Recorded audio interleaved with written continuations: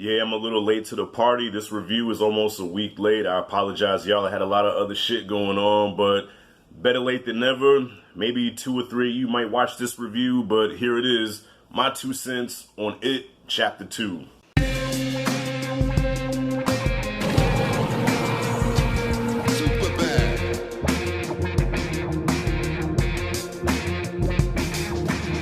So It Chapter 2 picks up 27 years later after the events of the first It film, which I did adore. If you would check out my review, I love the first It movie. I even love the 1990 Tim Curry It movie. Pennywise has definitely cemented himself as a horror movie icon. Now with It 2, watching the trailers, I was like, okay, this looks like it could be on an epic scale, and then I found out it was going to be close to 3 hours long.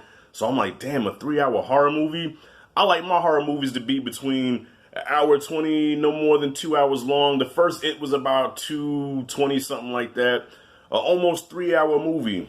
The length of Endgame, a horror movie. I don't know if I'm ready for that. But I will say, watching this, by the way, no spoilers. Most of you have probably seen it already, but still, there's probably a lot of you that haven't seen it, so I don't want to go into spoiler territory.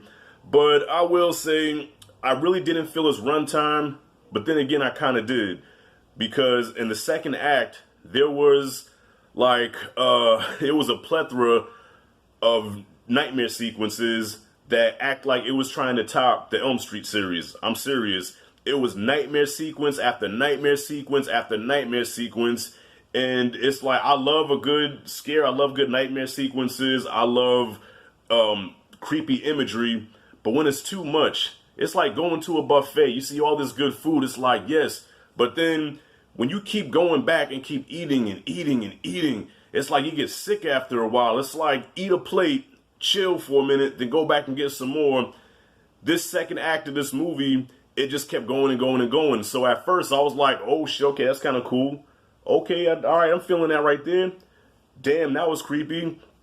And then it shifted to, okay, this is getting this is getting a little repetitive now. All right, another nightmare sequence, huh? Okay, and of course nobody's gonna die. One of the problems that I had with this movie also is that I felt like at no point that anybody was in danger. Kind of similar to Stranger Things, where you had these characters, these real likable characters, and even though they go through some crazy shit, but at no point do you feel like anything could possibly happen to them. And it's like with a horror movie, I want to go into it with the sense of danger, not feeling safe. Like that's the beauty of horror movies. You don't feel safe with any characters. And I felt safe with these characters. I knew at no point that nobody was going to die. But like I said, I'm not going to get into spoilers, but that's just what I felt. Not to say that nobody did die. It can't be a horror movie without some kind of body count. But the people that do die, well, some of them that die is like, okay, so what? And it just really didn't impact me like that. So I haven't watched any reviews or read anything about this movie. I'm going to this with a fresh mind, with my own honest opinion. So some people may really love this movie. Some people may say this is the best horror movie ever made. Some may say that it is superior to the first one. I'm going to say right off the bat, this is not better than the first movie. To me, the first movie, even though it was kind of a remake to the original 1990 TV movie, but it just took it up like 5 notches. Like, I really enjoyed that first movie. It had a Goonies type feel to it. It was like Stranger Things, but then there was some horror elements that really kind of freaked me out, especially that projector scene. So that first It movie from 2017 has a special place in my heart. This one here is almost like Poltergeist 2 to the first Poltergeist. It's a good sequel. You can sit there and watch both of them, but I prefer that first Poltergeist because there was a certain charm, there was a magic to that first one that the second one didn't have. But at the same time, the second one had some creepy shit. I'm talking about Poltergeist now. The second one had some creepy shit that first one didn't have, but the first one was just a better movie. I could watch that first Poltergeist over 2 any day, and that's how I feel about It 1 and 2. I felt like the second one just did not have the charm that the original had. I guess because they're all adults.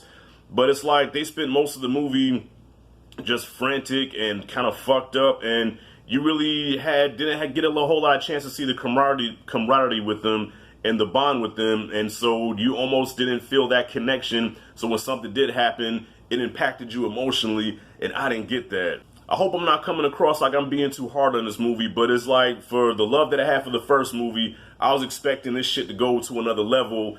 And in some ways it did, but I left this movie really feeling nothing. I felt like, okay, It Chapter 2, I watched it, it's done.